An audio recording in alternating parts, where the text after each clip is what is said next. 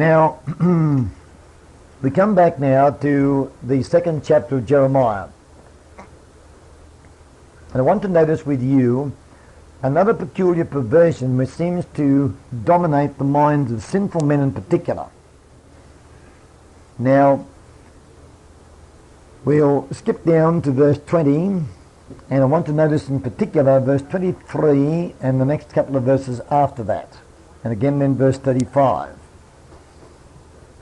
Verse 20, For of old time I have broken thy yoke and burst thy bands, and thou saidst, I will not transgress, when upon every high hill and under every green tree thou wanderest playing the harlots. Yet I have planted thee a noble vine, wholly a right seed. How then art thou turned into the degenerate plant of a strange vine unto me? For though thou wash thee with nitre and take thee much soap, yet thine iniquity is marked before me, saith the Lord God. How canst thou say, I am not polluted? I am not gone after Balaam. See thy way in the valley. Know what thou hast done. Thou art a swift dromedary traversing her ways. A wild ass used to the wilderness, that snuffeth up the wind at her pleasure. In her occasion, who can turn her away? All that seek her will not weary themselves. In a month they shall find her. Withhold thy foot from being unshod, and thy throat from thirst. But thou saidst, there is no hope. No, for I have loved strangers, and after them will I go. As the thief is ashamed when he is found, so is the house of Israel ashamed. They, their kings, their princes, and their priests, and their prophets, saying to a stock, Thou art my father, and to a stone, thou hast brought me forth. For they have turned their back unto me, and not their face. But in the time of their trouble they shall say, Arise and save us. But where are thy gods that thou hast made thee? Let them arise if they can save thee in the time of thy trouble. For according to the number of thy cities are thy gods, O Judah. Wherefore will you then plead with me? Ye have all transgressed against me, saith the Lord. In vain have I smitten your children.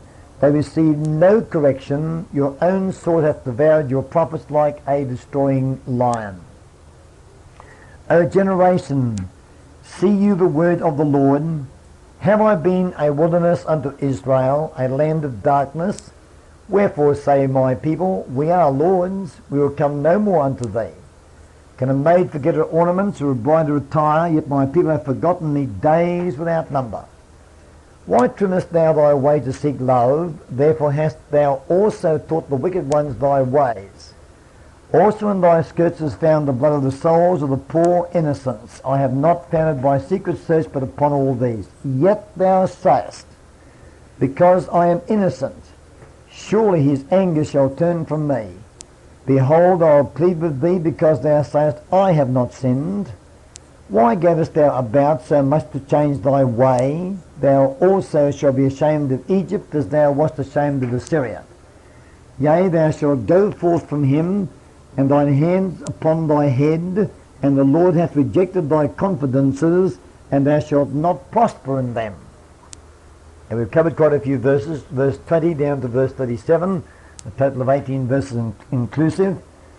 And in those verses there stand out two very interesting declarations.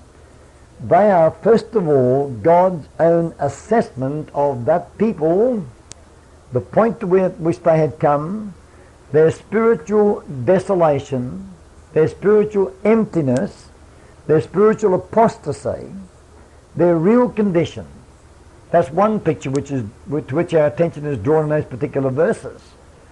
But right in the middle of those declarations by God, God says to them, How can you say, I am not polluted? So at the very time they were polluted, what were they saying about themselves? We are not polluted. At the very time that God said to them that they were unclean, what did they say they were? Innocent and clean. The very time God says their very lives were filled with sin and unrighteousness, they said, we have not sinned. Now we need to understand the mechanism of the human mind which in his total blindness is quite unable to see the truth that God has declared about it, and at the same time exhibits a strange unwillingness to recognize the real situation. Let's go across now to Malachi, the 3rd chapter, to pick up a second example of this same problem. Malachi chapter 3, the very last book of the Old Testament, which the message of Malachi, of course, coming to Israel at the very time when they once again slipped into a very apostate condition. The great revival and reformation that had been effected by Ezra and Nehemiah, or I should say by God through these great men in the restoration from Babylonian captivity, had died away, and now those folk found themselves in need of another call to repentance. And the date of this book is about 460 years BC, if we can accept the date which they put on the heads of these columns in my Bible. Now, we start with verse 7, Malachi chapter 3. And God says to them, even from the days of your fathers, you are gone away from mine ordinances and have not kept them. Return unto me, and I will return unto you, saith the Lord of hosts. But you said, wherein shall we return? In other words, God said, you've gone a long, long ways away from me. What do they say? No, we haven't. No, we haven't. That's just not true. And God said, come back to me. And I said, well, wherein shall we return? If we haven't gone away, then how can we come back? We've been there all the time. So God says one thing, and God, of course, is the true witness and is a correct evaluation of that person's situation, but the people come back with a very contradictory response to what God has to say. Verse 8, Malachi chapter 3, will a man rob God? Yet you have robbed me. But you say, wherein have we robbed thee? And the answer, in tithes and offerings. You are cursed with a curse, for you have robbed me, even this whole nation. Now God says to them, will a man rob God? But you have robbed me. Now I suppose that one could hardly think of a more serious offence than to be a robber of the God of heaven. And every person who fails to return his faithful tithe to God most certainly is a robber of the Most High. And when the question is raised, will you rob God? The question is so phrased as to suggest that no one would even dare to think of taking that kind of step as to rob God of that which belongs to him. But those people did. Where it says, but you have robbed me, that is, in their failure to return the tithe and offerings to him. Now because of this failure, of course, there came the curse of God upon them. It says in verse 9, you are cursed with a curse, for you have robbed me, even this whole nation. Bring you all the tithes into the storehouse, that there may be meat in mine house, and prove me now herewith, saith the Lord of hosts, if I'll not open you the windows of heaven, and pour you out a blessing, that there shall not be room enough to receive it. And I will rebuke the devourer for your sakes, and he shall not destroy the fruits of your ground, neither shall your vine cast her fruit before the time in the field, saith the Lord of hosts. And all nations shall call you blessed, for you shall be a delightsome land, saith the Lord of hosts. Now I'd like to go back and examine the statement made by the Israelites here. Now I don't doubt back there that the Israelites were actually paying a fairly faithful tenth. Maybe they weren't, but more likely than not they were actually carrying out the performance of that duty, because the Jews were always punctilious in carrying out the outward ceremony. Circumcision, Sabbath keeping, all the sacrificial system, and of course the payment of tithes and offerings. Maybe they had not been paying them, but I rather think they were paying them. Now, is it possible to return to God very faithfully and punctiliously 1/10 of your income and yet be robbing God in tithes and offerings? Is that possible? Sure it is. Is it possible to faithfully refrain from work from sundown to sundown, Friday night to Saturday night, and not be a Sabbath keeper? No, certainly. Was it possible for Jews back there to be circumcised without being truly circumcised? Most certainly. Now, let's examine the principle of tithe paying at this point, because it is a matter of deep concern with us to know that we do understand what true tithe paying is, and what true tithe paying is not. Now, in the Garden of Eden, when God set aside that one tree, as we've learned previously, it was an educational device designed to teach our first parents and their subsequent offspring the necessity to absolutely respect relationships and to respect the property of other people. Now, the great danger which faces modern man, as has faced all men down through time, is the rejection of God as our problem solver, our plan maker, and our burden bearer. Now, when the God of heaven says to us, all right, he says, now I'll give you, first of all, I'll give you a work to do. And our prime concern is to do that work. And our task is then to trust God to supply the money we need to enable us to do that work. That's the next point. And so God supplies us week by week on a regular or irregular basis, as the case may be in our particular situation, with so many dollars per week on the average or on a regular basis. And then God says to us, now I'm telling you that 9/10 of that money is to be used by you in doing the work which I have given you to do, and 1/10 of that money, plus offerings of course, is to be returned to the treasury, that there may be meat in mine house in due season. All right then.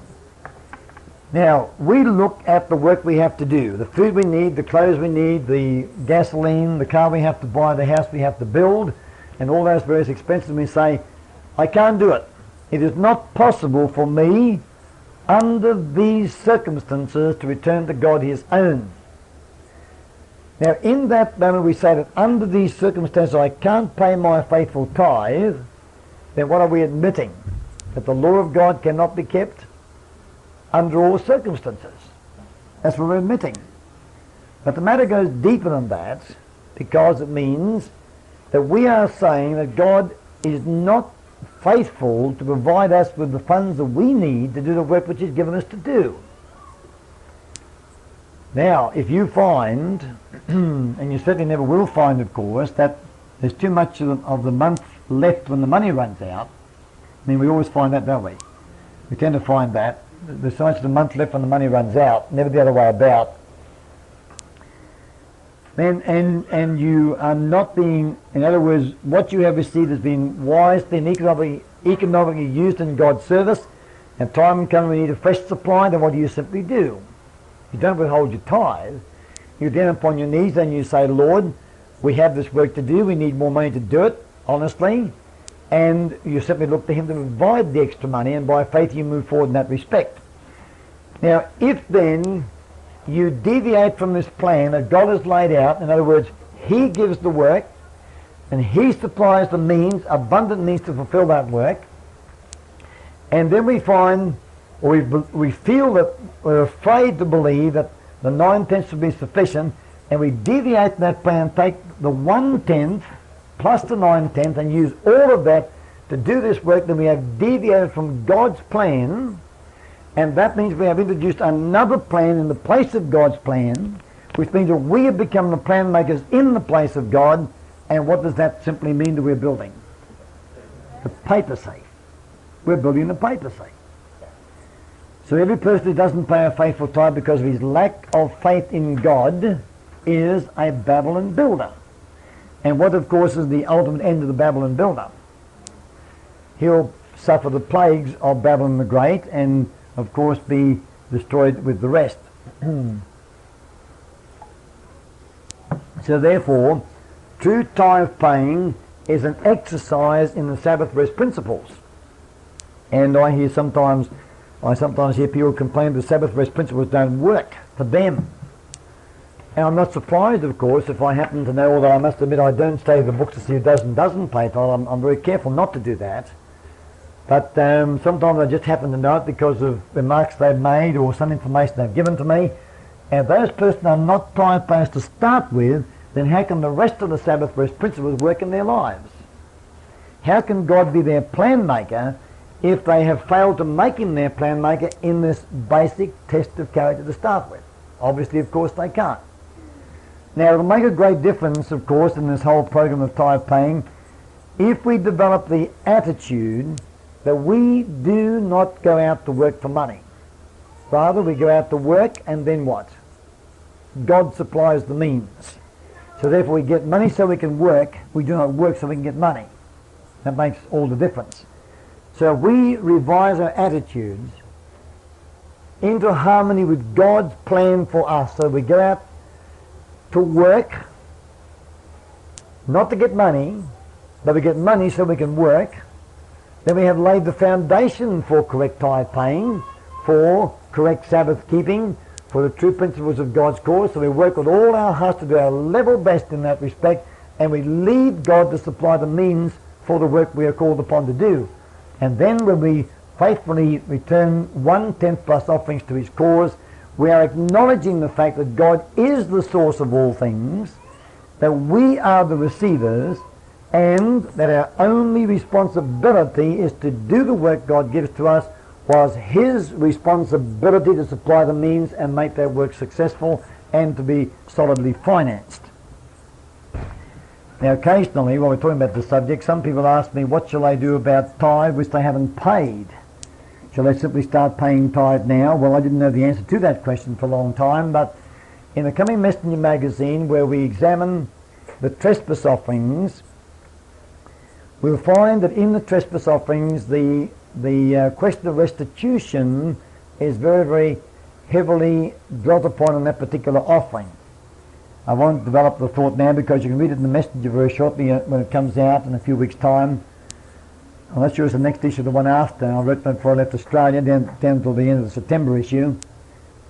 And it'll come either this month or next month. I'm not just sure which, but in that you'll find quite a number of quotations from the Spirit of Prophecy making it very plain.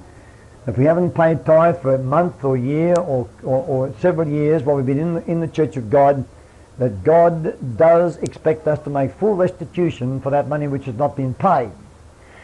That may sound like a very frightening prospect to some, but the procedure is to assess what you owe and then to give a note to the church treasury wherein you indicate that with God's blessing and God's guidance you'll repay that money as soon as possible. And so why it says the various cases with which he was acquainted back in her day, the people who did this sometimes for several $1,000s, when several $1,000s was a lot of money, she said it was surprising how rapidly under God's blessing the note was met and the debt was lifted. And in this movement, of course, we're concerned not with the performance of outward ceremonies. Any outward ceremonies such as Sabbath keeping, baptism, tithe paying, the Lord's Supper and so forth, is of merit only as it is a reflection and a witness to an inner experience. And therefore, unless within your hearts you have a very real concept that God is your source, and that your attitude is to go out and work, not to get money, but to get money so you can work, and you trust God to supply all the means required, and then you faithfully return back to him his tenth as an acknowledgement of the fact that all things come from him, and that you're dependent upon him. Unless those principles in your mind, you're not really a true tithe payer. And even though you might pay your faithful tenth, you are really a robber of God until we develop those attitudes in full. Now, until we do, of course, God winks at our ignorance as usual and gives us as large a blessing as he possibly can under the circumstances. Now, coming on a little further in the book of Malachi, we want to look further at this problem of church people not being able to recognize the truth about themselves. Down to verse 13. Your words have been stout against me, saith the Lord, yet you say, what have we spoken so much against thee? Verse 14, you have said it is vain to serve God.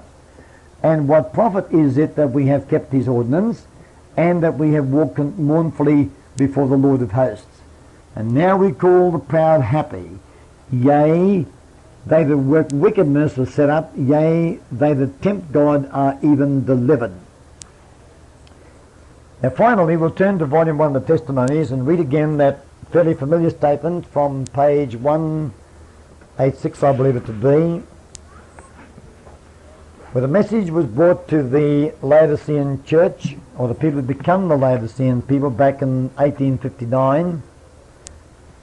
And page 106 is correct, volume 1 of the Testimonies, where it says, I was shown that the testimony to the Laodiceans applies to God's people at the present time. And the reason it has not accomplished a greater work is because of the hardness of their hearts.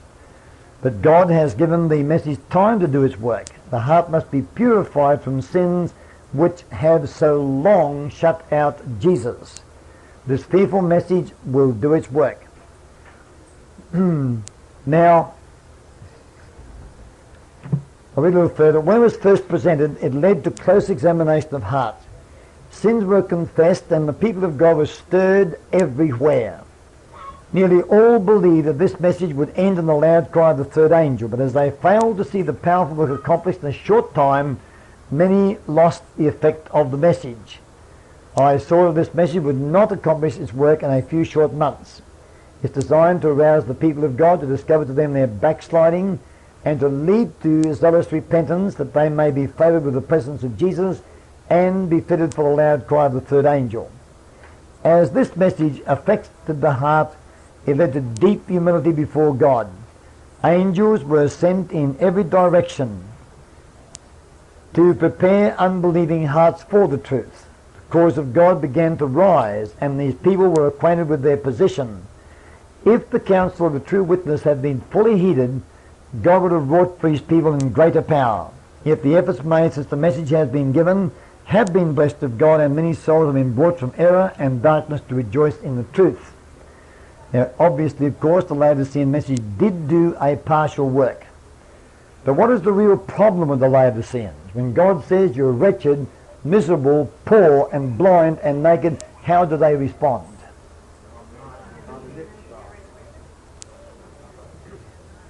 Right, they say we are rich and increased with goods and have need of nothing. That's what they say. And is not that the same response we read back there in Jeremiah and Malachi? Right? Now, if today you go to the average Seventh-day Adventist church member or to the conference leaders or to an Adventist camp meeting or to a large church congregation, and you stand up and begin to present the living gospel of truth to that congregation, and I believe, of course, we should be careful in such a situation not to start cataloguing the sins in the church, because that doesn't do one scrap of good. The only thing which can reveal sin to people is the revelation of the gospel of Jesus Christ. You can walk around in pitch darkness, and you can say to a person who's with you in that pitch darkness, now, over there's a big crack in the wall, and over here the faucet is leaking, and over here the door's off that closet. But because both you and that person are walking in absolute darkness, then can that person see or verify by sight that what you're saying is true? That's impossible. But if you take a light and shine that light around the room, or turn on the light so the whole room is flooded with light, then do you need to even say to the person, the closet door has fallen off, the faucet is leaking, or there's a big hole in the wall? No, what happens? He sees it for himself. And likewise, if you take the living light of the gospel of salvation and preach that gospel in its blazing glory to people until their eyes are opened, then they'll see their sins for themselves without your saying one word about those sins. Now, of course, today they are wandering up and down the length and breadth of America, and the length and breadth of the earth for that matter, or their numbers are very few compared to what they were 10 years ago and 15 years ago. A number of people who specialise in cataloguing the sins in the Adventist church. The church is doing this thing, and the church is doing that thing, and the church is doing the other thing. And they gather around them a few people who like to feed upon that kind of stuff, and who seem to get some kind of a psychological kick or uplift or inspiration by hearing all about the mud and the filth and so forth that is put before them. Now in this movement, of course, we have no taste for that kind of thing. We do occasionally talk about the Adventist church or the Jewish church, but only on the basis of principles, not on the basis of this individual sin and that individual sin which they are committing. Because you don't win people that way. But now let's ask ourselves the question, when these ministers and people who were confronted by Jeremiah and Malachi, and to whom was delivered the plain, straight messages of God, analysing the spiritual depths to which they had fallen, again, not by the catalogue of individual sins, but by the spelling out of these great principles, did those people, when they said to Jeremiah, or said back to God through Jeremiah, when they said, we have not sinned, we have not gone away, we have not robbed God, did they really believe that they had not sinned against God? I believe they really believed it. Doesn't Sister White say the Laodiceans are honest in their deception? Doesn't she? And if you sat there and listened to a Seventh-day Adventist minister talking about the church, either he is really putting it on, or he really believes what he's saying. And I can't tell the difference. And I accept the fact that that man sincerely believes what he is saying. And I know in the case of some ministers that I have talked with that they do indeed, in the strongest of possible terms, believe that when they talk about that church going through, that they really believe it is the apple of God's eye. Oh, sure, they admit that there's certain errors and sins in the church, but that's always been the case. The wheat and the tares are mingled together. But by and large, that church is forging ahead, preaching the third angel's message, the commandments of God and the faith of Jesus, and given a little more time, the church will break out of its bounds and convert all those who will be converted to the gospel of Jesus Christ. All right then. Now then, let's examine how they can say that. How can they be so deceived? When, in actual fact, as Jeremiah points out, they had gone so far into apostasy, that they were so far away from God. And yet, in that tremendous distance away from God, they still believed they hadn't taken one step away from Him. How could they believe that? What evidences, what arguments, what anything told them and convinced them that they had not gone away when in fact they had gone away? All right, let's look at the situation as follows. Now, first of all, a church will tend to vindicate a position by comparison, right? In other words, the church of apostate Israel back in those days would compare themselves with what organizations to confirm in their own minds that they were still God's children? Babylon. Okay? Now, so far as Babylon was concerned, they made no profession of worshipping the great God Jehovah. Now, while the Israelites worshipped idols, just as the Babylonians did, in their worship of idols, they said, these idols are only a visible representation to us, an assistance to us, whereby we can better appreciate the God of heaven, and we worship Him through these idols. These idols are not really our gods, they're only representations of God. Whereas, I said, those Babylonians over there, their idols are their gods. And so they made that kind of comparison between the one and the other. By the way, have you ever considered why idol worship, the real, essence of, what the real essence of idol worship is? It is this. Idol worship is a true symbolism of that kind of worship which places man above God. Because man takes a piece of brass, a piece of gold, a piece of wood, a piece of stone, and out of that he fashions a god. So then, in idol worship, who makes who? Does man make God or God make the man? Man makes his God. Now, if man makes his God, then who is the greater, the made or the maker? The maker is greater. So therefore, when man makes his God, then man is above that God because he's the God maker. And therefore, whatever mysterious power that God may have, must now use that power as man commands that God to use that power. And therefore, when men make a God, then by so doing they are declaring that they are God makers, and this gives them a tremendous sense of satisfaction of believing that this is so. Now Satan completes the illusion, because when the witch doctors and so forth take these little gods that they've got, and they make rain or make drought, or they bring defeat to their enemies, or stop disease in the village and so forth, Satan is there to cooperate, of course, with his fearful power, and men thus believe that the gods are obedient unto them. Now today we find, of course, that we don't see men making these visible representations of the idols as they made them back there in the past, but this does not mean that we have escaped from an age of idolatry, because idolatry is any place, any system where you find that man places himself above God and before God.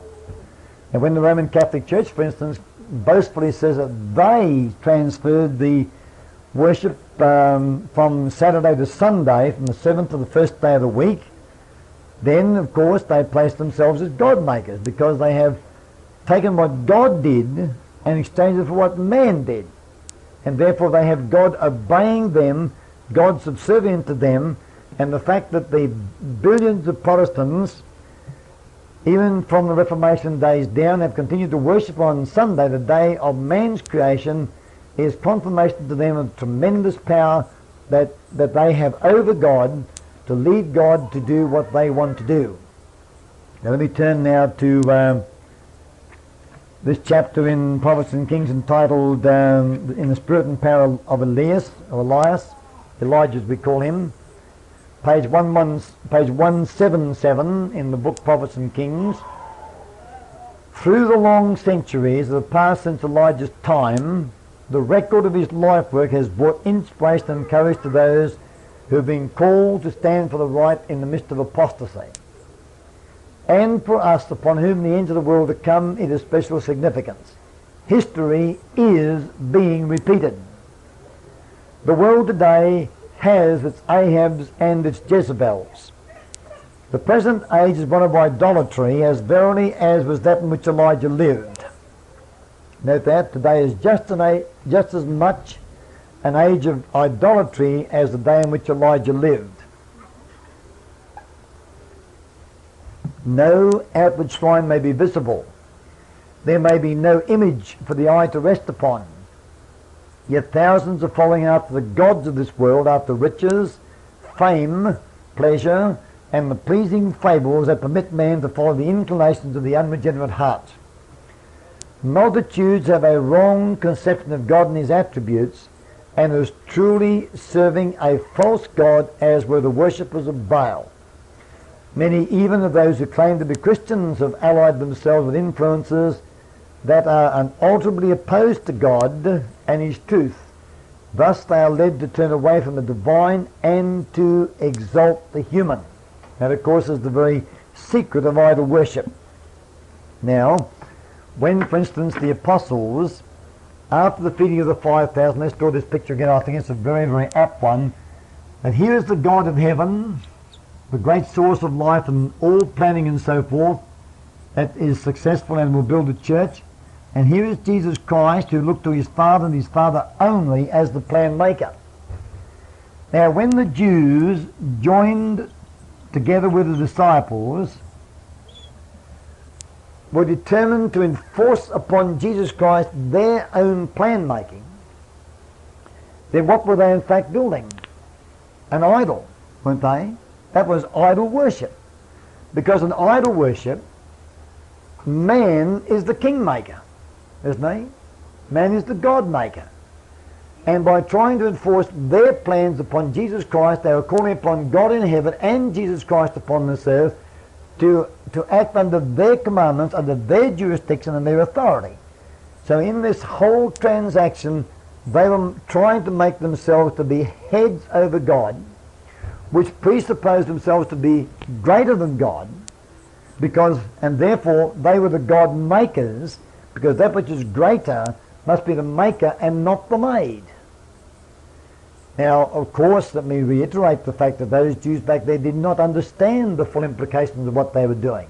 We understand it because in these last days, God has illuminated our minds to understand these things, but they didn't understand it. But the fact they did not understand it did not for one moment reduce the enormity of their sin, nor prevent them from suffering the full consequences of the darkness into which they had sunken. Especially in view of the fact that the light of God was shining in the face of Jesus Christ back there and offering them full repentance and deliverance from their sinful and desperately fatal course. Now, coming back to the days of the Jews again, they claim that they only worship the idol. There was nothing more nor less than a representation of God, and was not the God itself. And therefore they had the power to make a representation of God. Now, to further justify their course, they said, well, what difference is this between the sanctuary? Go down there and open up the door and walk inside, and there on your left is the 7-branched golden candlestick, and it was carved in the form, was not of olive or almond branches, wasn't it? Anyway, it was carved in the form of a plant, a creation of God, and in the ceiling above there were embroidered beautiful figures of cherubim, and if you opened up the door to the inner apartment, there were 2 magnificent cherubims that were carved of pure gold, or cast in pure gold, and mounted one on each end of the Ark of the Covenant. And of course in Solomon's day, when he built that great altar of sacrifice and the laver, he had the laver supported, as I remember now, on the backs of 4 or 8, whatever it was, great carved or cast bullocks. And so in the sanctuary service there were idols, let me say images, not idols, but images. Now the people said, all we have done is to extend the sanctuary into our own homes. That's all we've done. And just as surely as down there in the sanctuary building, there are images representing the deity and the work of the angels and so forth. So here in our groves and our homes, we have images which are to us a much more present and visible reminder here, maybe 40 or 50 or 80 miles away from the sanctuary, maybe 200 miles away from the sanctuary. We have a daily reminder of the God of heaven placed before us in these images here in our houses. So they said to God, wherein have we gone away from you? Were they deceived by this kind of reasoning? They certainly were. Now, in addition to that, they had the sanctuary service, and apart from those occasions when the sanctuary service died away because of their apostasy, the offerings were offered there, the magnificent temple still stood there, and many people still went down to that place, and no doubt they were keeping many of the old laws of health reform and so forth which God had given to them, and above all else they were a very, very religious people. And because of all these outward signs and evidences, they said, we haven't gone away from God. What is all this talk of apostasy about? Why, Jeremiah, you're man out of your mind. You're a trouble of Israel. You're just a menace and a problem. Because we are holy. We're a righteous people. We haven't gone astray. Now what they failed to realize, and what I must stress all over again at this camp meeting, is this: that unless the work of God has come inside of a person and transformed that person's experience, then that person is not a child of God. You may sit here in this room today, I can't speak of course for the spiritual condition of any one of you particularly, and that's not my duty or my obligation, that's for God to do. And you may say, I believe every word I hear preached, and I understand the character of God, and I can argue the character of God.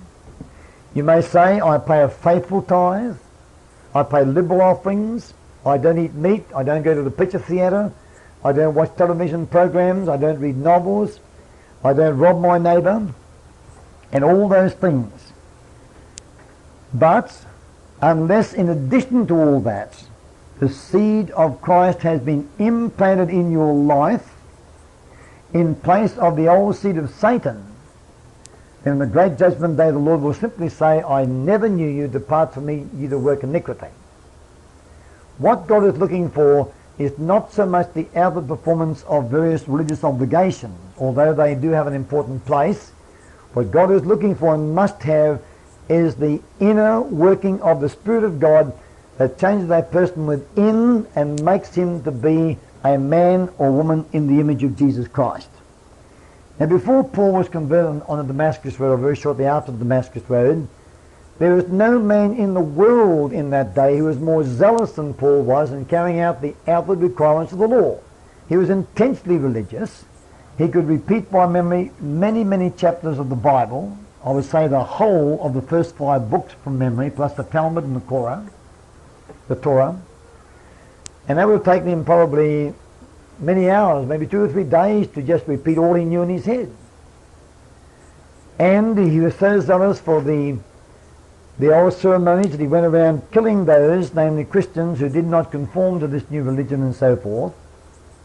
And if you'd asked Paul if he was a true child of God, he said, well, what a ridiculous question. Of course I'm a true child of God. If anybody in the world is a true child of God, I'm a true child of God.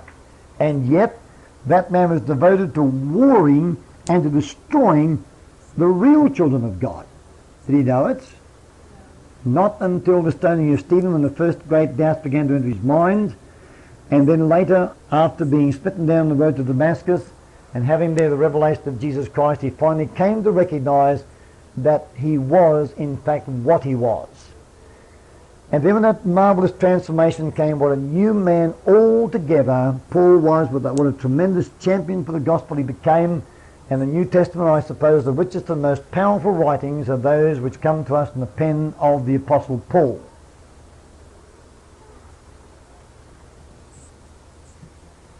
Now, from the very beginning of this movement, we have stressed and re-stressed the principle that Christ in you is the hope of glory. Or in other words, as Christ said in John the 3rd chapter, that the only life which can go back to heaven is the life which came down from heaven. And whose life is that? The life of Christ. So unless that life is implanted within you, unless that life has become your life, then you'll never go back to heaven. That life will go back to heaven, and if that life is in you, it'll take you back to heaven. As we said last year in the seed principle, that forgiveness is not enough, that when God gave to Adam back in the Garden of Eden the power to reproduce himself and to impart life to his seed, and when Adam lost that power through sin, so that in his seed now were the powers only of sin and death, then another seed bearer had to take the place of Adam, because a forgiven dead man is no better off than an unforgiven dead man. And if all you get from God is forgiveness, you don't have enough. Because if you die without the gift of life, which you must get from Jesus Christ to replace the life that you lost in Adam, then you lie in your grave a forgiven dead man. And how much good will that do you? None at all. Christ came that we might have life, and that we might have it more abundantly. And this is the record, it says in 1 John chapter 5, verse 11 and 12, that God hath given unto us eternal life, and this life is in his Son. He that hath the Son hath life, and he that hath not the Son of God, what then? He hath not life. Now those Jews back in Jeremiah's day were unable to see the difference between outward ceremonies without the life of Christ in them, and the sheer necessity to receive the living gift of life into their souls. Even today, men keep asking the question, all right, if I obey God, I go to heaven, don't I? Not at all, necessarily. If you have the life of Christ, you go to heaven. You may obey all the commandments outwardly to great perfection and great exactness, but that will never take you to heaven unless you have the life of God within your soul. My time is gone again, so I'll have to stop at this point. It's now 20 past, no it's not, it's about 7 minutes past 4. Let's plan to come back at 4:30, and we'll take the last study of the afternoon.